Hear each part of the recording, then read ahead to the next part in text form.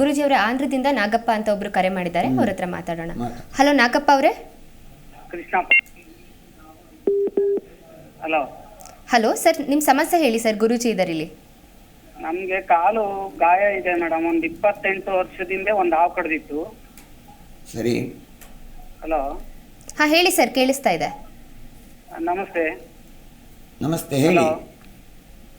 ನಮಸ್ತೆ ಗುರುಜಿ. ನಮಸ್ತೆ ಹೇಳಿ. ನಮ್ಗೆ ಒಂದು 28 ವರ್ಷದಿಂದ ಒಂದು ಹಾವು ಕಚ್ಚಿತ್ತು. ಸರಿ. ಈಗಲೂ ಅದು ಸಮಸ್ಯೆ ಇದೆ ಗುರುಜಿ. ಕಾಲು ಗಾಯ ಆಗೋದು, ಅವಾಗ ನೋವಾಗೋದು, ಈ ತರ ಎಲ್ಲ ಆಗ್ತದೆ. ಹಾಸ್ಪಿಟ್ಲಿಗೆ ಹೋದ್ರೆ ಪ್ರಾಬ್ಲಮ್ ಏನು ಇಲ್ಲ ಅಂತಾರ. ಅದ್ರಾಗೆ ಚೆಕ್ ಮಾಡಿ ಎಲ್ಲ ಸ್ಕ್ಯಾನಿಂಗು ಎಕ್ಸ್ರೇ ಎಲ್ಲ ಮಾಡ್ಸಿರು, ಏನು ಪ್ರಾಬ್ಲಮ್ ಇಲ್ಲ, ಏನಾಗಲ್ಲ ಅದು ಅಂತಾರೆ. ಆದ್ರೂ ನನಗೆ ತೊಂದರೆ ಕೊಡ್ತಾರೆ ಸ್ವಾಮೀಜಿ. ಇದೇನಾಗ್ತದೆ ಅಂತ ಕೇಳಿದರೆ, ಈಗ ನಿಮಗೆ ಕಾಲು ನೋವು ಇತ್ಯಾದಿಗಳು ಇದಕ್ಕೆ ನರಕ್ಕೆ ಸಂಬಂಧಪಟ್ಟ ವಿಚಾರ. ಅದು ಬೆನ್ನು ಹುರಿಯ ನೋವಿರ್ಬೋದು, ಸೊಂಟಕ್ಕೆ ಸಂಬಂಧಪಟ್ಟಂಥ ನೋವಿರ್ಬೋದು, ಅವಯವಗಳು ಇದೆಲ್ಲವೂ ಕೂಡ ಆ ನಾಗನಿನ ದೋಷದಿಂದಲೇ ಬರ್ತದೆ ಅಂತ ಹೇಳುವುದಾದರೂ ಸಹಿತ ಇಲ್ಲಿ ಏನು ಮಾಡಬೇಕು, ನಾವು ಶರಣಾಗತರಾಗಿ ಯಾಚನೆ ಪ್ರಾರ್ಥನೆ, ಯಾವುದೇ ಒಂದು ದೋಷಗಳಿದ್ದರೂ ಕೂಡ ಅದಕ್ಕೆ ಆದಂತಹ ನಾಗನ ಮೂಲ ಮಂತ್ರಗಳಿದೆ. ಆ ಮೂಲ ಮಂತ್ರದಿಂದ ಯಜ್ಞಾದಿಗಳನ್ನು ಹೋಮಗಳನ್ನು ಮಾಡಿಕೊಂಡು ಅದಕ್ಕೆ ಆದಂಥ ನಾಗನಿಗೆ ಪ್ರತಿದಿನ ಕೂಡ ನಾಗನಿಗೆ ನಾಗರಾಜಾಯ ನಮಃ ಅಂತ ಹೇಳಿಕೊಂಡು ನೀವೇನು ಮಾಡ್ಬೋದು ಅಂತ ಹೇಳಿದರೆ, ಪಕ್ಕದಲ್ಲಿಯೇ ಎಲ್ಲಿಯಾದರೂ ಒಂದು ಸುಬ್ರಹ್ಮಣ್ಯ ಸ್ವಾಮಿ ಇದೆ ನೋಡಿ. ನಾವೊಂದು ಪ್ರದಕ್ಷಿಣೆ ಮಾಡುವಾಗ ಯಾನಿ ಕಾನಿ ಚ ಪಾಪಾನಿ ಜನ್ಮಾಂತರ ಕೃತಾನಿ ಚ ತಾನಿ ತಾನಿ ವಿನಶ್ಯಂತಿ ಪ್ರದಕ್ಷಿಣ ಪದೇ ಪದೇ ಅಂತ ಹೇಳುವಂಥ ಶ್ಲೋಕ ಹೇಳಿಕೊಂಡು ಪ್ರದಕ್ಷಿಣೆ ಮಾಡ್ತೀವಿ. ಪೂರ್ವಜನ್ಮ ಕೃತಂ ಪಾಪಂ ವ್ಯಾಧಿ ರೂಪೇಣ ಬಾಧಿತ.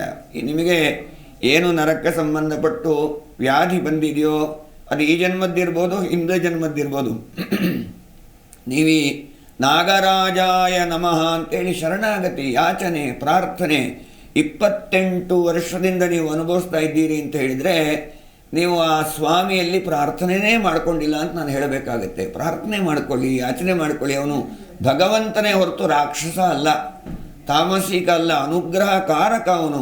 ಅನುಗ್ರಹ ನಮಗಾಗಬೇಕಿದ್ರೆ ನಾವು ಕೇಳ್ಕೊಳ್ಬೇಕು. ಕೇಳ್ಕೊಳ್ಳದೆ ಇದ್ರೆ ಹ್ಯಾಕೆ ಕೇಳಬೇಕು? ಸದಾರ್ಧ ಚಿತ್ತ ಯಾಚನೆಯನ್ನು ಪ್ರಾರ್ಥನೆಯನ್ನು ನಾವು ಮಾಡ್ಕೊಂಡ್ರೆ ನಾಗನ ಅನುಗ್ರಹ ನಮಗೆ ಆಗೇ ಆಗತ್ತೆ ಅನ್ನುವಂಥದ್ದು ಶತಸಿದ್ಧ. ಹಾಗಾಗಿ ಪ್ರಾರ್ಥನೆ ಮಾಡಿಕೊಳ್ಳಿ. ನಾಗರಾಜಾಯ ನಮಃ ಅಂತ ಹೇಳಿಕೊಂಡು ಪ್ರದಕ್ಷಿಣೆ ನಮಸ್ಕಾರ. ನಿಮಗೆ ದೇಹ ದಂಡನೆಯೂ ಮಾಡಬೇಕು. ಪಶ್ಚಾತ್ತಾಪದಿಂದ ಮಾತ್ರ ಪ್ರಾಯಶ್ಚಿತ್ತ ಸಾಧ್ಯ. ಹೀಗೊಂದು ಆಯ್ತು ನನಗೆ ಅಂತಂದರೆ, ನನ್ನಿಂದ ಏನೋ ತಪ್ಪಾಗಿದೆ ಅನ್ನುವಂಥದ್ದು ನೀವು ತಿಳ್ಕೊಳ್ಬೇಕು. ನನ್ನಿಂದ ಏನೋ ತಪ್ಪಾಗಿದೆ, ಯಾವುದೇ ರೀತಿ ನಾನು ಮಾಡಿದ್ದಿರ್ಬೋದು, ನಮ್ಮ ಹಿರಿಯಕರು ಮಾಡಿದ್ದಿರ್ಬೋದು, ಜಾಗದಲ್ಲಿ ಇರುವಂಥದ್ದು ಇರ್ಬೋದು, ಯಾವುದೇ ತಪ್ಪುಗಳಿದ್ದರೆ ಅದನ್ನೆಲ್ಲ ಮನ್ನಿಸಬೇಕು ಅಂಥೇಳಿ ನೀವು ಪ್ರಾರ್ಥನೆ ಮಾಡಿ. ಒಂದು 12 ದಿವಸ ಪ್ರತಿದಿನ ನಿಮಗೆ ಅಲ್ಲಿ ಹತ್ತಿರದಲ್ಲಿ ಸುಬ್ರಹ್ಮಣ್ಯ ಸ್ವಾಮಿ ದೇವಸ್ಥಾನ ಇಲ್ಲ, ನಾಗನ ದೇವಸ್ಥಾನ ಇಲ್ಲ ಅಂತ ಒಂದು ಹುತ್ತನೇ ಇಟ್ಕೊಳ್ಳಿ. ಆ ಹುತ್ತಕ್ಕೇನೆ ಪ್ರದಕ್ಷಿಣೆ ಬಂದು ಒಂದು 108 ಪ್ರದಕ್ಷಿಣೆ ನಾಗರಾಜಾಯ ನಮಃ ಏನು ಕೇಳ್ಕೊಳ್ಬೇಕು ಮನಸ್ಸಿನಲ್ಲಿ ಅಂದರೆ, ನಾನು ಮಾಡಿರೋಂಥ ಏನೇ ತಪ್ಪುಗಳಿದ್ದರೂ ಅದಕ್ಕೆಲ್ಲ ಕ್ಷಮೆ ಕೊಟ್ಟು ಅನುಗ್ರಹ ಮಾಡಿ ಅಂತ ಕೇಳ್ಕೋಬೇಕು.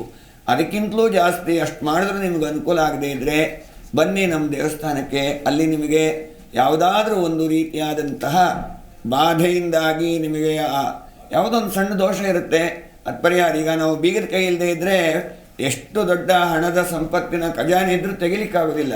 ಹಾಗೆ ಯಾವುದೋ ಒಂದು ಸಣ್ಣ ದೋಷ ಇರ್ಬೋದು, ಅದನ್ನು ಪ್ರಶ್ನೆ ಹಾಕಿ ನೋಡಿ ಪರಿಹಾರನೂ ಮಾಡಿಕೊಡ್ತೀವಿ.